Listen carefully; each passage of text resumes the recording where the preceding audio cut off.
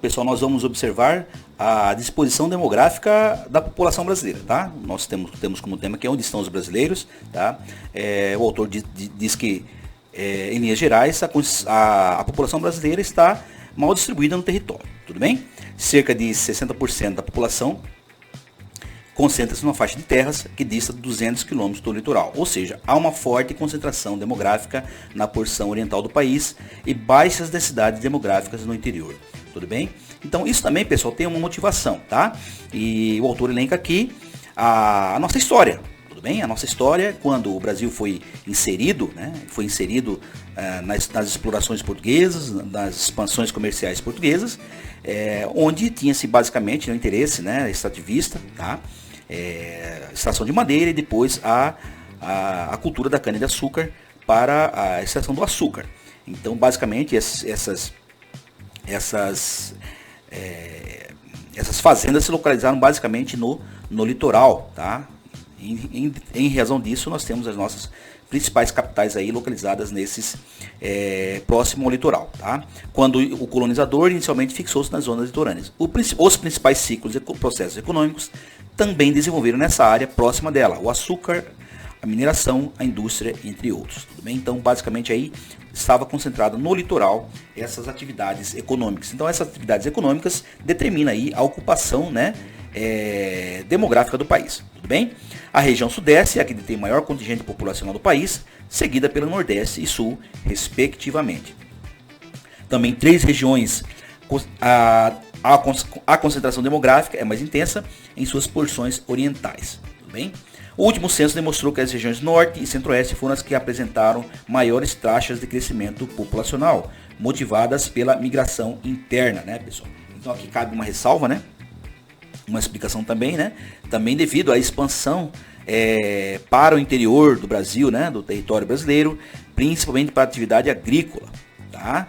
Várias áreas aqui do centro-oeste, Mato Grosso do Sul, Mato Grosso, tá? Amazonas, tá? Foram ocupadas aí por novos fazendeiros, novos colonizadores, colonos, né? Que procuravam expandir aí a chamada fronteira agrícola brasileira. Então, observou-se nesses últimos anos a ocupação significativa desses territórios aí.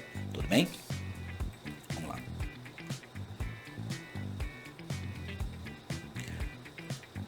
Mas em hipótese, tal crescimento é significativo para alterar a composição da concentração demográfica brasileira em 3 regiões mais populosas e povoadas. Tudo bem?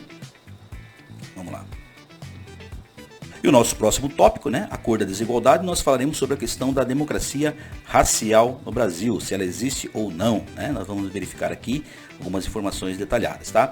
Em anos de censo demográfico, o recenseador é orientado a formular a seguinte pergunta: sua cor ou raça é branca, preta, amarela, parda ou indígena, né? Então, é essa pergunta que os recenseadores fazem aí, né, para a definição aí dos números das etnias do Brasil. Tudo bem? E a resposta é uma autodeclaração, mas nem sempre o entrevistado tem a resposta na ponta da língua. As pessoas não sabem, né, em que classificação elas se encaixam, tá? Essa dificuldade é em parte fruto da intensa miscigenação e diversidade étnica que caracteriza o povo brasileiro, um dos mais miscigenados do mundo.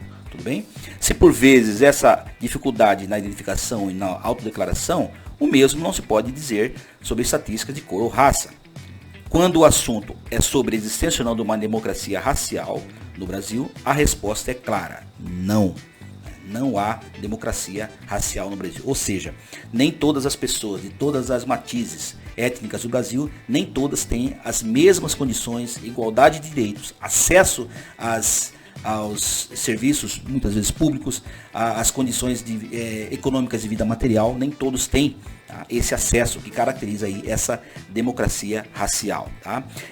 Estudos e dados estatísticos mostram claramente que os brancos compõem uma classe privilegiada no Brasil.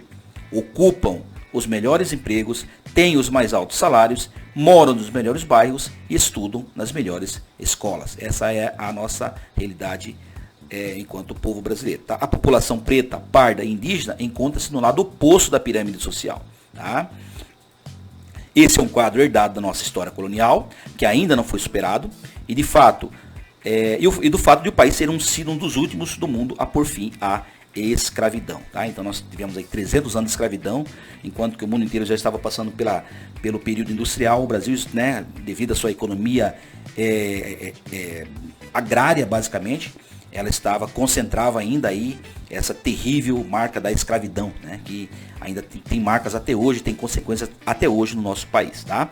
Essa constatação é fundamental. A vida dos negros no período pós-abolição foi muito difícil, e até hoje o preconceito, a discriminação permanecem, tá? Então, promulgou-se a abolição, contudo, né, as pessoas não foram atendidas na plenitude dos seus direitos, na igualdade de acessos, né, nas suas condições de vida material e econômica mais positivas.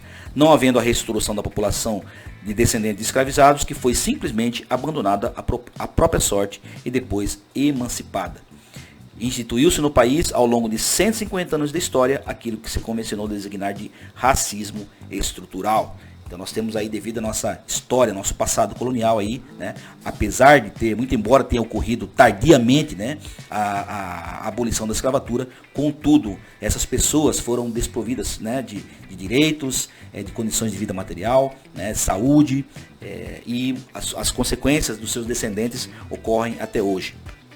No contexto da tomada da consciência dessa situação, cresceu o envolvimento da sociedade civil e dos movimentos sociais de luta para reverter da situação de exclusão e para reivindicar políticas públicas e ações afirmativas. Isso é importante, pessoal, porque o Estado brasileiro, ele usufruiu, né, ele explorou, nem usufruiu, explorou, né, a forma com que o Estado brasileiro no passado ele estruturou a sua economia, a forma como ele teve o seu lucro exorbitante, né, com o trabalho servil, com o trabalho escravo, né, com sofrimento, com dores, com mortes, tá? Não houve reparação aí para as pessoas que estavam mais diretamente ligadas aí a essa exploração, tá?